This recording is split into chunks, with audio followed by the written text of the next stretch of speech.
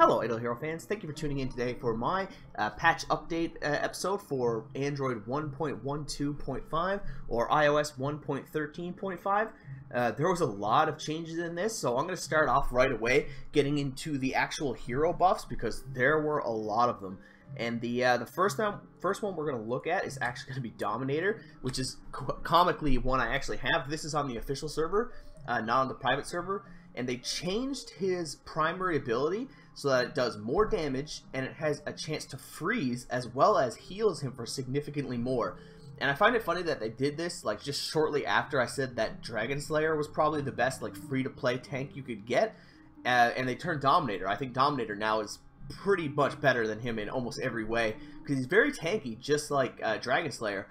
He probably won't do as much damage, but to have that 38% chance to freeze the backline is actually really strong for a hero that's super easy to get.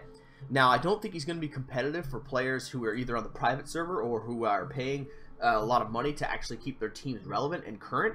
But if you're a player who is plans on not spending a lot of money and not a lot of time on the game, you're just playing it very casually, then Dominator might actually be worth investing into, and that's something I never thought I would ever say. So, moving right along, the next one I think was Lutz. Let's go look at him. And what they did about Lutz was they changed it so that his ability does an extra 150 damage instead of bleeding over time, which it's fine. I don't think this actually changes that much about him, but it does make it so that the burst damage stops them from getting out a potential extra attack. So it makes him a bit better at countering mages, but it's not super important because he was already doing that anyway. It just makes him a little bit better at doing that job. The second thing they changed was they changed his passive, where his attack, what is it? Let's see now. When he goes below 50% health, his armor break goes up by 40 and continuously heals himself for 300% attack for 2 rounds and can only trigger once. That's the same it is with all those 50% abilities. It used to be if he falls below 50% health, he just gains attack. So now he gains a bunch of armor break and heals himself, which again, I'm not sure if that's better or worse. It's hard to say because you'd have to do a bit of testing, and I don't have Lutz myself to really mess around with that. So I can't be 100% sure. But with Lutz, he still does the job he always did. And coincidentally, as people, especially on the private server, are starting to try and adopt a system where they build OD01 to counter all the priests, Lutz in hand will just smack him back down and say, nah, get out of here, priests are always going to be strong. And that's a big problem because he's going to be faster than OD01 in every time, and he has an incredible weight. It's like 100% chance to stun and does a ton of damage, and plus I think he'll actually be more useful against other units that aren't mages than OD01 is against units that aren't priests, because OD01 is very slow. Lutz is more towards the center of the pack because that's just the way assassins and mages speeds tend to break out. But let's move on, and now the next one would be actually Brea. So that's actually something that's going to impact my team on the private server. And what they did was they made it so that his ability does 168%. Let's see, it does 168% damage to the front line, and if he has more health, he does the 15%. But he also increases his attack and his armor break. Now, before, if I'm not mistaken, that was actually it used to give him crit. So this makes him better in the early game, or in the early rounds, I should say. I've been playing too much League of Legends, where before he was only really strong after 6 rounds. This is trying to complement his earlier rounds a little bit more because he really isn't that useful before 6 rounds, and a lot of fights just aren't lasting that long. Unless you specifically set up your team to be that way. There are certain ways that you can complement having Brea on your team, but most teams are not going to be able to take advantage of that in PvP.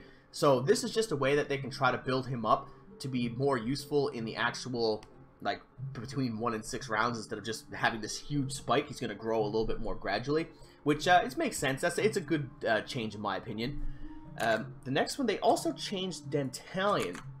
So they made it so that his active ability is a 146 attack against all enemies and 140 against warriors, and increases the caster's reduced damage.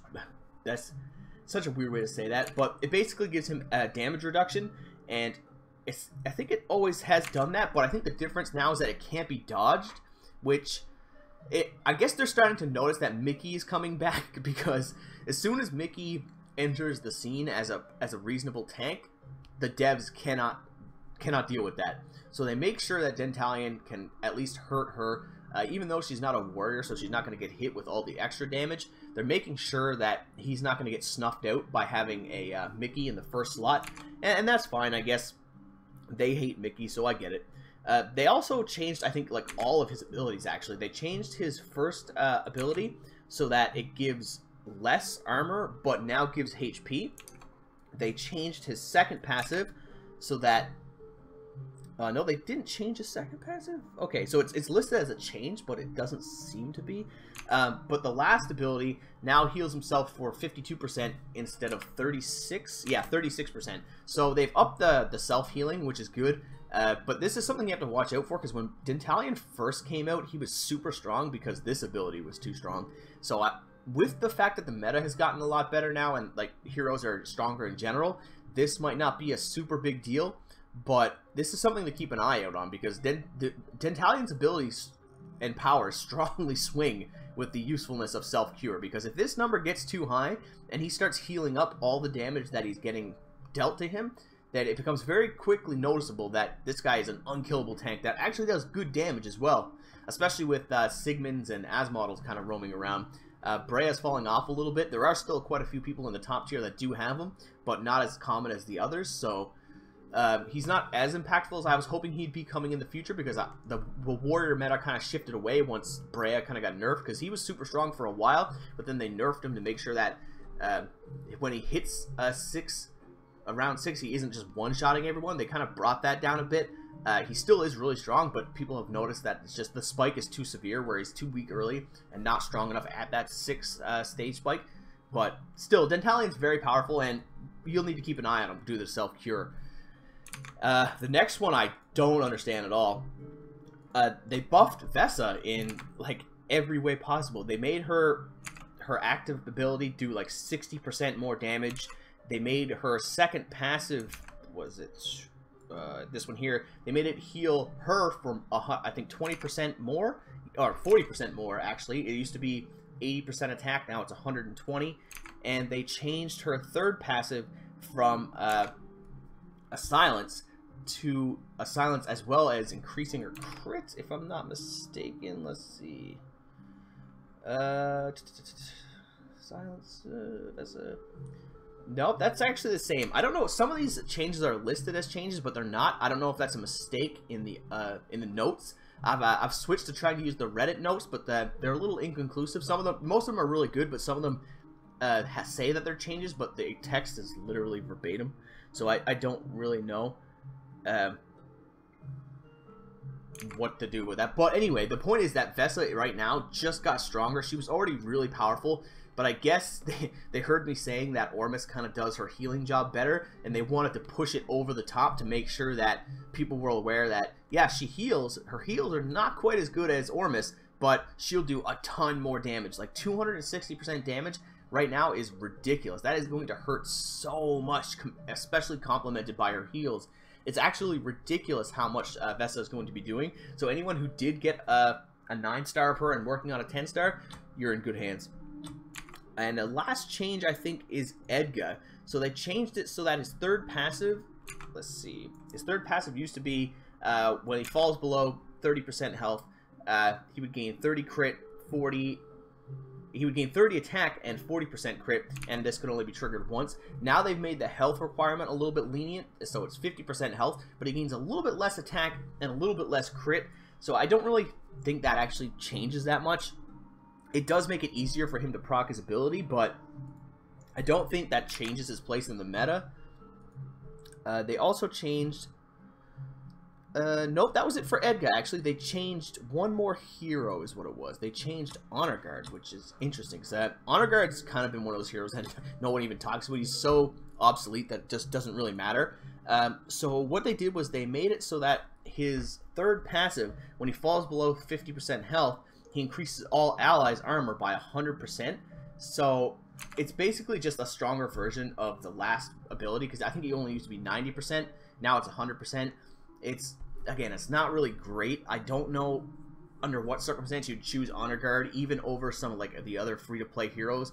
Like you'd want Dominator and you'd want Dragon Slayer over him. So I don't really know what they were planning on doing with that. As for the rest of the actual changes, that's all there is for the heroes. So that's pretty good. I like what they did to some of them. I don't like that they buffed Vesa. That seemed completely unnecessary. They did add Japanese and Korean event screen. Now, I guess that just means that they changed that so those languages are available. So again, if that applies to you, then that's awesome and helpful, I'm sure. They toned down Gurk in the Tower of Oblivion because people realized that with the recent Gurk changes that he was super strong when there's 6 of them fighting you. And Gurk has always been a pain in the ass in the Tower of Oblivion, so it's good that they brought him down.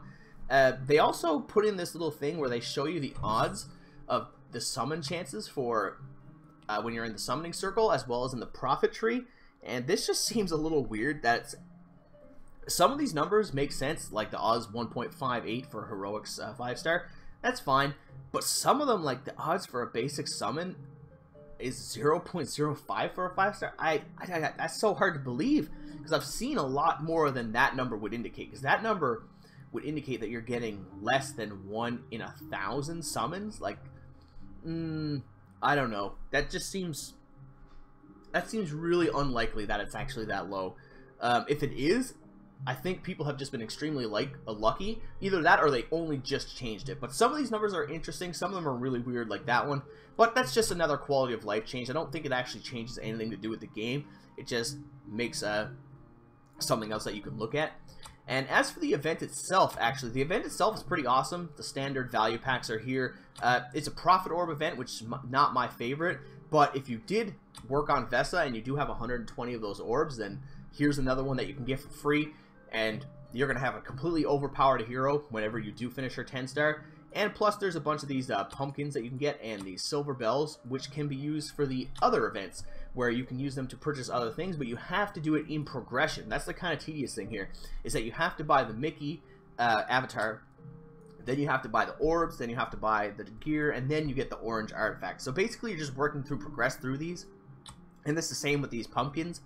The pumpkins end off with this amazing artifact that will give you, at the end, 50 energy. So basically it's another energy artifact, but it's going to cost a ton to get through all of these. And I don't know if that's actually going to be possible on the private server. It definitely is on the official server if you pay money. I've seen people say that it's between $400 and $600 to do so. Now, I don't know if that's true or not. I hope it isn't, but it probably is. For my sister's sake, I hope she can get Dasmog at least, because she needs another one to get him to 9-star, so that would be awesome for her. But it's going to be super hard to make progress through these tiers. But even if you can only get to the second one, I'll take 10 super chips and 5 profit orbs. It's not really a big deal.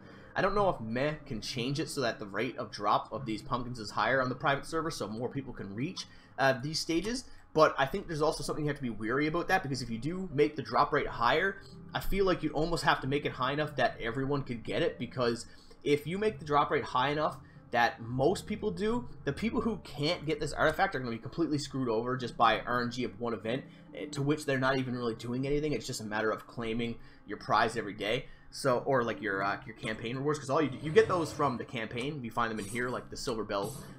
So if he makes it, the drop rate is a variable where not everyone can get enough. That would really suck for a top tier player to not be able to get this, while the majority of the other ones do. But I don't know how he's gonna work it. Maybe he won't change it, and everyone will get stuck on like the Blood Blade tier or the 4-star Orange Gear tier. Who knows? The event overall is very meh. I don't mind it, but I don't like Profit Orb events in general. I think that they were better off stretched scarcely so that you didn't have to see them too often, because saving up 120 Profit Orbs is damn near impossible under most circumstances. But that's it. Anyway, guys, thank you very much for watching. If you liked the video, make sure to give it a thumbs up and subscribe if you want to see more content like this. Thank you very much for watching, and have a nice day.